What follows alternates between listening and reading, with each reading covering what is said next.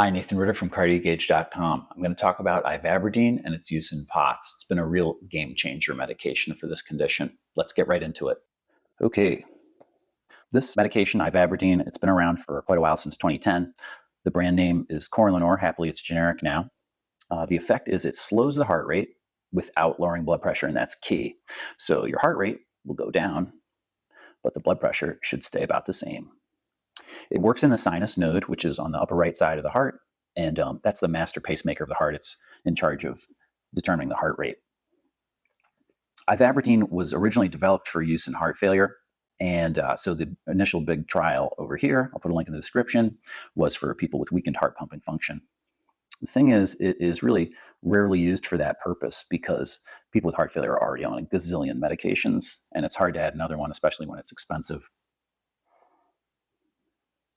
I more commonly use it in POTS now, where it's changed my management of these patients who oftentimes can't tolerate metoprolol, which would be the kind of typical first-line medication used for POTS. Honestly, it's been a miracle medication for a lot of people. It's best tested in people with a hyperadrenergic subtype of POTS. If you've had POTS, you probably read a fair bit about it already, but that's the most common subtype, and that's when a person's all jacked up, in fight or flight all the time, and as a result, they have increased heart rate, both lying down and standing. This is the big study where they looked at Ivabradine in POTS patients with a hyperadrenergic subtype. I'll put a link in the description. It's a really cool study. If you haven't read it yet, I highly recommend it. This is the title. In this study, most of the people were on 5 milligrams twice a day of Ivabradine. There was a placebo control, which is great, and they found that it decreased the resting heart rate from an average of 78 on placebo to 65 beats per minute, while on Ivabradine, that's a big difference, 13 beats a minute. It also decreased the heart rate after standing up. So after standing up, folks with POTS had a heart rate of 94, and with the medication, their heart rate was 78 instead. Incredibly importantly, the researchers showed improved quality of life, which is a really big deal for people with POTS. You guys know that it really messes you up, messes up your sense of your physical health, emotional health, social functioning. It can make it impossible even to have a job. So placebo people, not surprisingly, had no change in their quality of life, but when on Ivabradine, people had improvements in all these things. Really amazing, honestly. So some basics about the medication.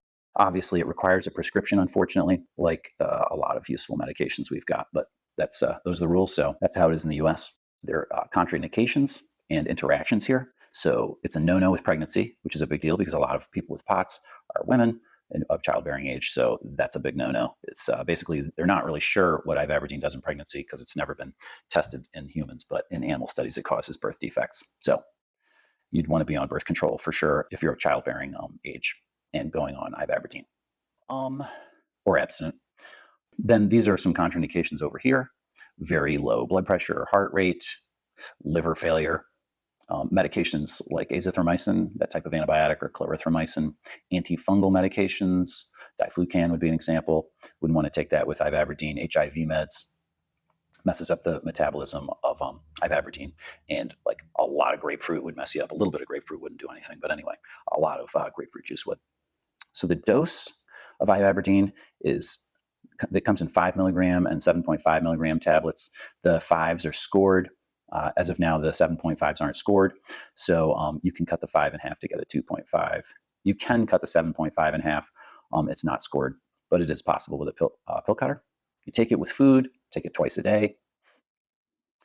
The side effects: phosphenes, which is a visual hallucination of light. So seeing spots, like if you pressed on your eyeball or something like that, that would give you a phosphene, but you could have a phosphene flash of light. With Ivabradine, this is not dangerous. It's not permanent. Happens somewhere around 3% of people who take the med. Obviously, we can overdo it with the heart rate and slow a person down too much. That would be possible. It's unusual. That would be defined as less than 50 beats a minute. Certainly, there are people walking around with heart rates in the 40s and they're fine. So that's a relative thing. But anyway, a significant slowing of the heart rate could occur. It's rare.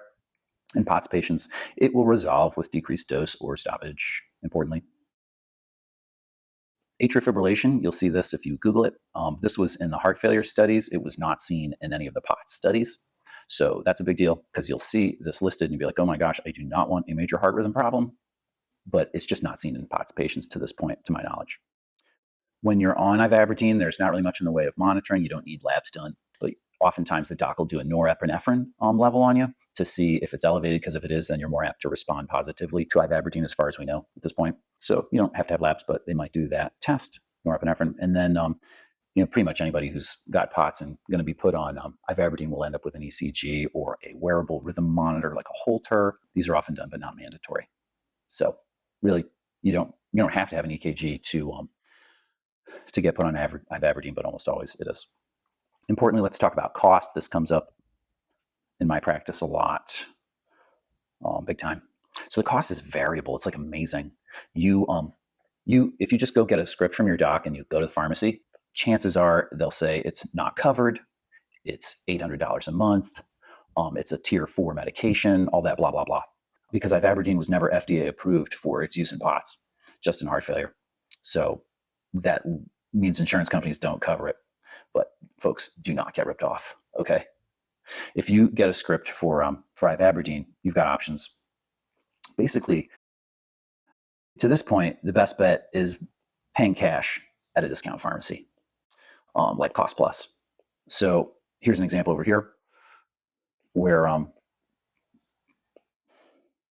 they've got it. I looked this up recently. It's $57.40 for 90 pills, which is kind of weird because it's a twice-a-day medicine. I don't know why they don't have a 180 pill option. The 7.5 dosage. So if you're taking 7.5 milligrams twice a day, which is generally the highest dosage, this is a 1.5 month supply for $60 or $480 a year. It's not cheap, but it's manageable. And then you can do stuff where you cut it in half. So if you're taking 2.5 milligrams twice a day, then you could buy the 5 milligram pill, which is the same cost as the 7.5 milligram. And this would be cut in half. So if you happen to be on a low dose, 2.5 twice a day, then you're going to get it for $240 a year, which is honestly great. I also have some patients who get it through Canada. It's been generic in Canada a long time, but the price at Cost Plus currently is better than the Canadian price these days. But you could go to a place like CanadaPharmacy.com, go on the web and look how much it is. It's definitely generally less in Canada than it is at a normal U.S. pharmacy like CVS or Walgreens. So how about getting your script? Typically, the script comes from a cardiologist. It usually won't go through primary care, although they could prescribe it, they generally don't. And we all know what that involves. Tons of waiting.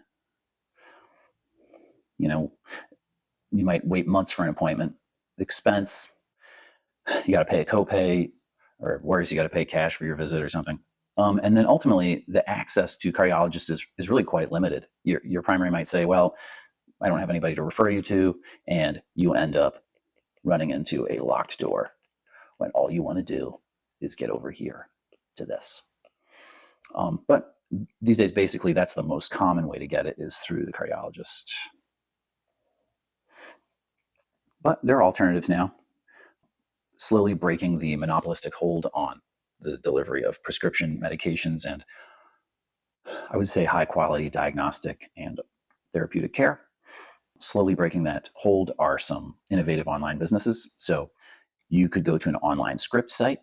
This one here, RTHM, they specifically deal with relatively rare diseases. Honestly, POTS isn't rare, but they state that they basically take care of POTS patients specifically. So this is a really good one. Unfortunately, there are limited a number of states that it services. So if you're not in a state that does this one, then you could take a look at Doctronic Consult, which is you pay $40 to $50 for a consult to get the script. And the price is similar for RTHM.